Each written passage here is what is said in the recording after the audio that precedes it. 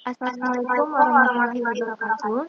Alhamdulillah, Alhamdulillah, alhamdulillahirabbil alamin, alhamdulillahirrahmanirrahim, wassalatu wassalatu wassalamu wassalamu ala ala asrofil asrofil anbiya'i wal anbiya'i wal mursalin mursalin, wa ala wa ala alihi alihi washabihi washabihi ajma'in. ajma'in. Baik, yang Baik, yang pertama yang pertama yang saya saya hormati hormati Ibu Ibu Yulga Yulga Herina Herina Hamid, Hamid, SPD SPD MSI, MSI, selaku selaku dosen dosen pengampu pengampu mata mata kuliah kuliah kewirausahaan. kewirausahaan. Baik, Baik, jadi jadi pada pada kesempatan kesempatan kali kali ini, ini, izinkan izinkan kami kami mempresentasikan mempresentasikan hasil hasil kerja kerja kelompok kelompok kami kami dari dari kelompok kelompok 6. 6. Jadi Jadi sebelum sebelum kami kami mempresentasikan mempresentasikan hasil hasil kelompok kelompok kerja kerja kami, kami, baiknya baiknya kita kita perkenalkan perkenalkan diri diri terlebih terlebih dahulu. dahulu.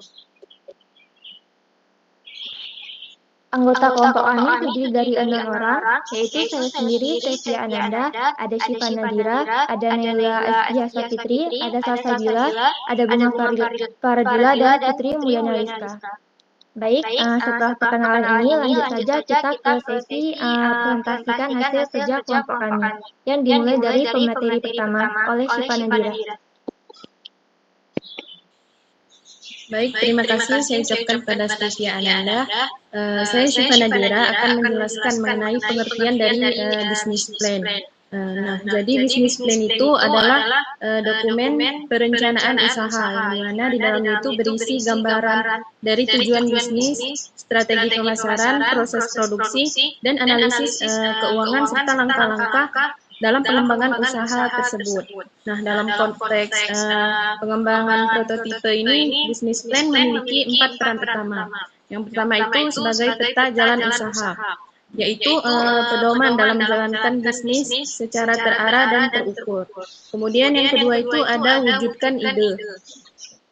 Nah, Nah, ini ini tuh tuh mengubah mengubah konsep konsep abstrak abstrak menjadi menjadi produk produk nyata nyata yang yang dapat dapat diuji. diuji. Kemudian yang Kemudian yang ketiga ketiga itu itu ada ada tarik tarik investor. investor. Karena Karena memuat memuat proyeksi proyeksi keuangan dan keuangan dan strategi strategi yang yang meyakinkan. meyakinkan. Kemudian yang Kemudian yang keempat keempat itu itu sebagai sebagai sarana sarana dalam dalam mengelola mengelola risiko. risiko. Nah, Nah, dengan dengan memperkirakan memperkirakan risiko risiko usaha usaha dan dan merancang merancang langkah langkah pengembangan pengembangan produk produk secara secara berkelanjutan, berkelanjutan, bisnis bisnis plan plan itu itu bukan bukan sekedar sekedar dokumen dokumen formalitas, formalitas, tetapi tetapi melainkan melainkan kompas kompas nyata nyata bagi bagi setiap setiap pelaku pelaku usaha. usaha. Selanjutnya Selanjutnya akan akan dilanjutkan dilanjutkan oleh oleh pemateri pemateri kedua, kedua, yaitu yaitu Naila Naila Astiasa Astiasa. Fitri. Baiklah, terima kasih Syifa. Selanjutnya saya, Nila Astiasa Fitri, akan menjelaskan unsur-unsur penting yang harus ada dalam sebuah business plan. Nah, terdapat 8 unsur utama yang perlu diperhatikan. Nah, poin pertama itu adalah ringkasan eksekutif, yaitu gambaran menyeluruh mencakup seperti nama usaha, produk, visi, dan tujuan bisnis. Dan poin kedua itu ada deskripsi produk, yaitu menjelaskan fungsi kelebihan bahan, keunikan produk. Nah, poin ketiga itu adalah analisis pasar, mencakup target konsumen, kebutuhan pasar, dan analisis kompetitor. Nah, yang keempat itu ada strategi pemasaran, meliputi penetapan harga, promosi, distribusi, dan pemanfaatan media sosial. Yang kelima itu adalah rencana operasional, yaitu proses produksi, alat dan bahan, serta lokasi dan distribusi. Yang ketujuh itu ada perencanaan keuangan mencakup seperti misalnya modal awal, biaya produksi, proyeksi pendapatan, dan titik impas atau BMP. Nah, yang terakhir itu adalah struktur organisasi, yaitu pembagian tugas dan tanggung jawab setiap anggota tim. Nah, dari analisis risiko dan inovasi untuk mengantisipasi risiko dan merancang pengembangan produk secara berkelanjutan, kedelapan unsur ini saling melengkapi untuk membentuk bisnis plan yang komprehensif dan siap dijalankan. Nah, selanjutnya itu adalah tahapan pembuatan prototipe produk. Akan disampaikan oleh pemateri selanjutnya. Silakan Salsabila.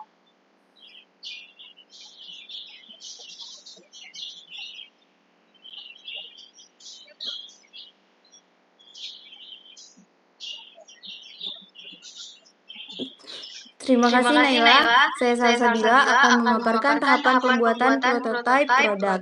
Proses ini terdiri dari 5 tahap yang berurutan.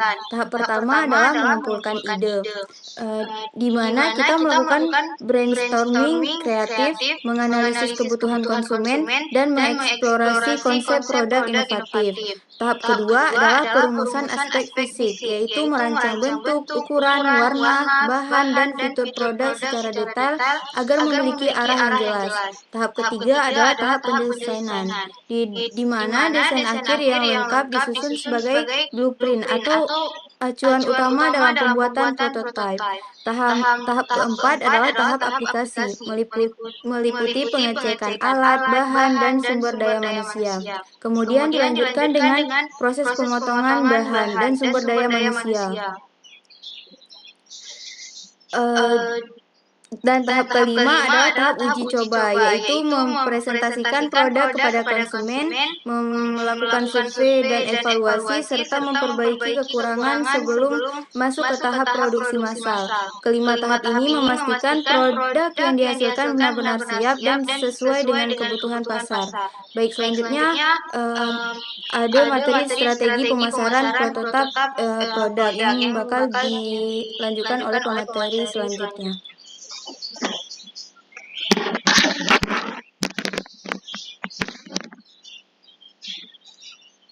Baik, terima kasih kepada Salsabila.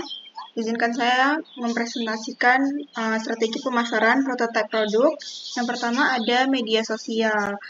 Setelah sebuah produk itu dibuat, tentu kita perlu mengenalkan kepada calon pembeli tentang apa sih yang kita jual dari produk kita. Yang pertama itu dari media sosial. Saat ini media sosial seperti Instagram, TikTok, dan platform-platform lainnya itu bisa kita gunakan sebagai tempat mengunggah foto ataupun video yang menarik supaya produk kita bisa tersalurkan kepada masyarakat. Terus yang kedua ada branding produk, yaitu membangun identitas produk melalui nama, logo, desain kemasan, kemudian slogan. Jadi orang tuh tertarik terhadap produk-produk kita tuh bukan hanya sekedar dari bagaimana produk kita, tetapi bagaimana cara kita mempromosikan produk kita. Selanjutnya ada promosi kreatif. Promosi kreatif itu dapat dilakukan dengan berbagai cara. Contohnya itu kayak diskon, giveaway, ataupun endorse, ataupun kita bisa kerjasama sama influencer buat konten yang menarik supaya orang bisa tertarik terhadap produk kita. Terus ada target konsumen. Kita tuh harus bisa menentukan target pasar berdasarkan usia, gaya hidup, dan kebutuhan agar promosi lebih efektif dan tepat sasaran.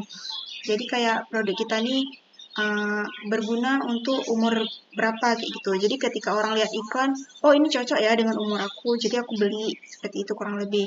Selanjutnya yang terakhir ada inovasi pemasaran, yaitu memanfaatkan marketplace, live shopping, ataupun konten media sosial yang menarik sesuai dengan zaman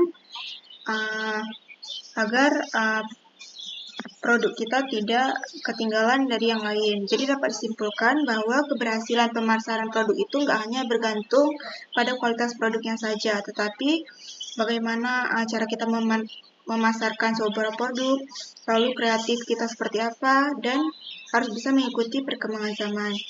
Baik, selanjutnya saya serahkan kepada pemateri selanjutnya, yaitu Putri Mulyana Liska. Baik, di sini saya akan menjelaskan tentang studi kasus dan kendala pemasaran. Jadi,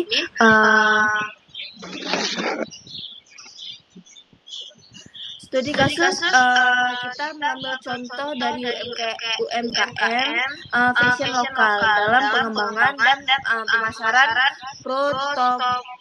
Jadi terdapat 6 kendala utama yang sering dihadapi. Yang pertama itu keterbatasan modal. Jadi setiap kita membuka usaha itu masih ada keterbatasan modal, sehingga sulit membeli produk kita, bahan baku dan kualitas, dan melakukan promosi yang maksimal. Jadi kayak dengan kekurangan modal ini kita terbatas untuk melakukan apapun.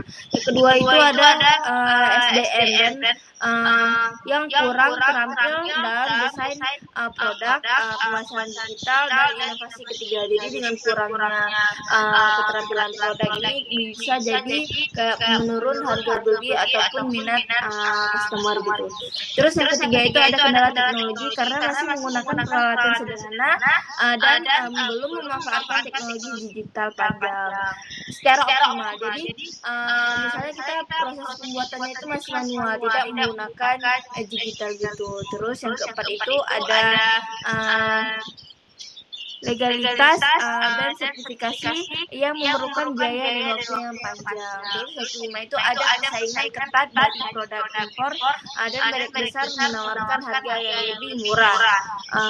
Di sini kan kita pastinya kalau bikin produk itu ada naik turunnya dan ada lemah atau naiknya gitu. Itu jadi perbandingan saat membuat produk. Terus ada yang keenam itu dokumentasi yang lemah sehingga informasi, desain, dan data produksi sering hilang. Jadi dengan kurangnya atau misalnya kayak dokumentasinya tuh nggak tersimpan dengan rapi, terus kita tuh nggak bisa mengambil dokumentasi yang bikin customer ini tertarik sama produk kita buat.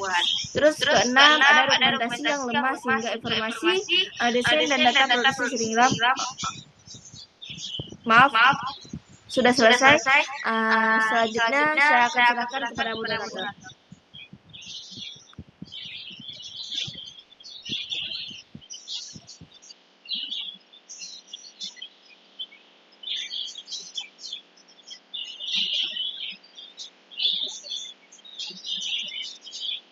Baik,